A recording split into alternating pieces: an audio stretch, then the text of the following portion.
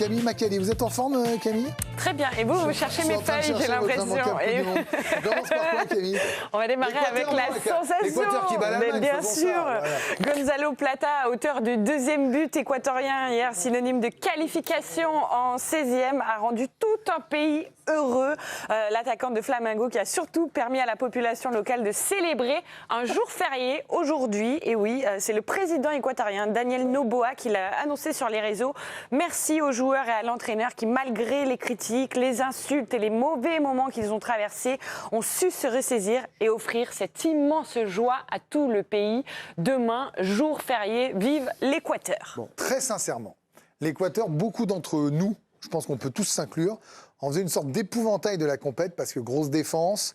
Deuxième de la zone, voilà, des qualifs. On était très déçus. Et hier, Nabil, vous étiez là. Personne n'imaginait vraiment qu'ils allaient battre l'Allemagne. J'avais moi parié un nul perso, mais attention. Ils avaient surtout des problèmes d'efficacité en attaque et ça tombe bien parce que là j'ai deux vannes. Del Plata, il en avait marre, donc c'était marre Del Plata et il a marqué. Oui. Et pour eux, c'était Akito ou double. Donc ils sont encore dans la compétition. Le gars prépare son one man. Qu'est-ce que vous voulez que je vous dise? Non, il annonce. En fait, non mais vous savez ce qu'il m'a fait. Attendez, je vous emmène dans les coulisses. Djibril, il était à côté de. Non mais il est à côté de Nabil et Nabil m'a regardé quand j'ai lancé Camille. Il m'a fait comme ça. Il m'a fait. Il est fort. Et pour terminer, vous pouvez faire le tri ou elle tri sur mes vannes. La tricolore. Voilà, c'est vraiment beaucoup là. Vraiment, ça peut être lourd. Qu'est-ce que vous pensez de ces... Qu'est-ce que vous pensez pas des vannes? Il a dit, elles sont pas mal quand même. Oui, non, mais merci Djibril. Il a un amour pour ses propres vannes. Public, moi. Qu'est-ce que vous pensez de cette équipe d'Équateur? Honnêtement, moi je regardais le match de la Côte d'Ivoire qui est mon deuxième pays. Et je parlais avec mon beau-fils et je mettais pas un centime sur l'Équateur. Je me suis dit l'Allemagne va les balayer. Nous, avec la Côte d'Ivoire, avec un nul, ça passe, même si... voilà, donc j'avais fait mes calculs. Et j'avais bien l'air bête quand je me suis mis au lit et que j'ai vu... C'est le jeu des pronos, hein, Djibril. Vous en faites comme ça, tous l'air bête depuis le début. Ouais, je pense que personne ne l'a vu venir, ça. Non, mais le feu qu'ils ont mis au stade. C'est génial. Exceptionnel. Et là, attention, parce que c'est pour l'Angleterre, a priori. Ouh, c'est un sacré match. 16e de finale, c'est Angleterre-Équateur. Il y a quand même 2-3 16e. C'est pas le plus simple des 16e. On dit les 16e, ça va être... Il peut y avoir de la casse. Il y a des bons 16e. 2-3 16e déjà. Oui, mais là, celui-là, moi, je trouve que le Angleterre-Équateur, les grands perdants, c'est les Anglais du résultat d'hier, quand même. Parce que... Pays-Bas-Maroc et Brésil-Japon. Non, mais bien sûr, ça, c'est les deux monstres des 16e. Mais là, si on reste sur l'Équateur, les gars, ne refaites pas tous les 16e. Angleterre-Équateur, Vicage Dorasso... Je ne dis pas que les Équatoriens sont favoris du tout. Je dis que c'est vraiment le France-Paraguay 8e 98. Vous voyez, c'est le truc, tu te dis, waouh, lourd. Il y a un truc qui habite ce genre de pays, un truc de patriote, quoi, très fort. On défend notre pays, on joue pour notre pays, et on l'a senti tout le match, et on l'a senti à la fin surtout. Quoi. Pardon ? Il y a une diaspora. Aussi, non, mais même sur le terrain. Sur le terrain, on a senti des mecs qui se sont défoncés, on les sentait habités. Moi, j'ai honnêtement regardé le match en espérant que ça se passe comme ça. Ah oui oui, j'espérais. On l'a presque vu venir, un peu le match avancé. Et j'ai regardé vraiment le match jusqu'au bout, à fond, et j'étais un peu supporter de l'Équateur. L'Allemagne inquiète d'ailleurs après sa défaite face à l'Équateur. La presse allemande qui n'a pas été tendre avec les hommes de Nagelsmann, kicker qui ne mâche pas ses mots, des lacunes dans tous les secteurs de l'équipe. Voilà comment le parcours allemand s'achève prématurément. Le média allemand qui poursuit dans ces conditions. Il est peu probable que le tournoi se prolonge pour l'équipe de Nagelsmann. Même tonalité du côté de Bild, particulièrement sévère. Cette performance est inquiétante. L'équipe de Nagelsmann a livré une prestation fébrile, parfois même désorganisée. À ce rythme, l'élimination ne saurait tarder. Et puis parmi les suiveurs, c'est Jürgen Klopp qui n'a pas caché son agacement, lui non plus. Nous avons fait les mauvais choix sur le terrain. Nous avons joué un football inadapté face à un adversaire agressif. Il y a eu tellement de choses qui n'allaient pas bien aujourd'hui. On ne va pas passer les prochains tours sans encombre. Une prestation qui change totalement l'atmosphère autour de cette équipe d'Allemagne. Klopp, quand il prend la parole en Allemagne, en plus, attention. Il a un peu écouté. Qu'est-ce que vous en pensez de ces Allemands? La tenue était très belle. Oui, mais franchement, ils sont... À part ça, et puis alors, c'est mon cheval de bataille, mais alors, Neuer, hier, ça commence à se voir. C'est son âge, là, vraiment, là. Là, c'est cette Coupe du Monde. Malheureusement. Plus ou moins annoncé. Il se baisse pas, il avance pas, et puis même, je trouve alors, on a souvent eu le débat, je parle de Neuer 2 secondes, sur ce qu'il dégageait. Je disais, même si parfois il est un peu moins bien, il dégage un truc où vraiment, tu vois, là, c'est un peu Oliver Kahn à l'époque, tu vois. Et je trouve que là, il dégage même plus ça, quoi.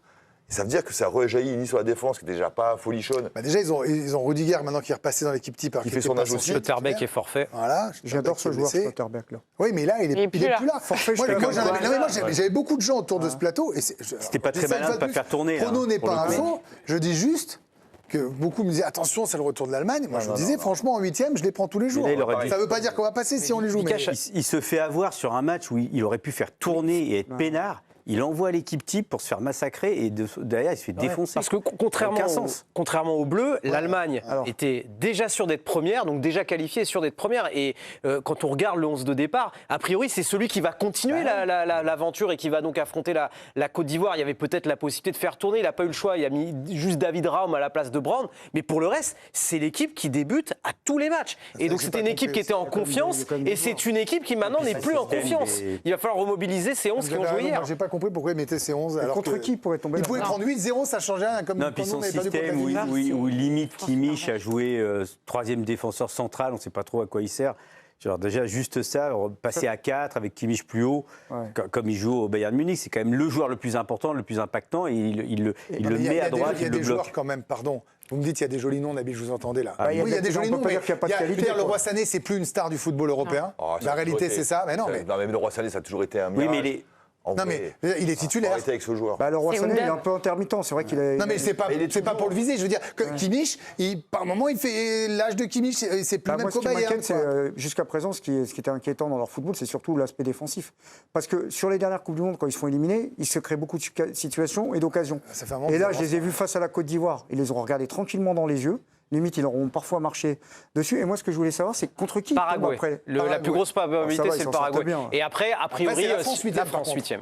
D'accord. Mais bon, là, on parle d'une équipe où tu sais pas si tu peux te projeter très Paraguay, loin. Équateur, je suis pas du tout en train de vous dire c'est les mêmes équipes, elles sont la même Le Roi confédération. Sané, il joue parce que L'Équateur, Gnabry c'est est meilleur. blessé, hein. Bien sûr, mais c'est quand même le genre de match. Ça peut être Voilà, ennuyeux. Ça peut être ennuyeux. C'est vrai. Après, non, sur le papier, c'est une belle équipe. Wirtz, il a juste pas été bon de l'année. Il peut pas d'un seul coup devenir super bon. Gnabry s'est blessé. C'est surtout pour ça que le Roi Sané C'est joue. plus des noms que des grands joueurs Et aujourd'hui. normalement, comme ça va en ce moment, Undav doit jouer à la place de Havertz devant. Il doit changer. Il ne le fait pas. Il le fait pas. La Côte d'Ivoire s'offre une qualification historique grâce à Nicolas Pepe. Face à Curaçao, il ouvre le score dès les premières minutes et lance parfaitement les éléphants avec un deuxième but aussi, plein de sang-froid. Il a définitivement libéré la Côte d'Ivoire. Pourtant, il avait longtemps été critiqué, il a même été mis de côté lors de la dernière CAN. Mais Pépé a écrit une page inoubliable de l'histoire du foot ivoirien après avoir brisé ce plafond de verre, les Ivoiriens qui ne se fixent plus de limites. Et surtout, ils vont regarder attentivement le France-Norvège de ce soir qui décidera de leur prochain adversaire en 16e de finale. Mais, pardon, Djibril, je vois votre joie et votre bonheur, évidemment, parce que c'est votre deuxième pays, vous l'avez, bien sûr. Non, mais la réalité, c'est que c'est un train qui arrive à l'heure. Qui avait un doute sur le fait que la Côte d'Ivoire serait pas au rendez-vous des 16e et fort? Pour moi, c'est une évidence, non? Mais je suis heureux, c'est pas la question, hein. Mais ils doivent être sûrs de leur force, non?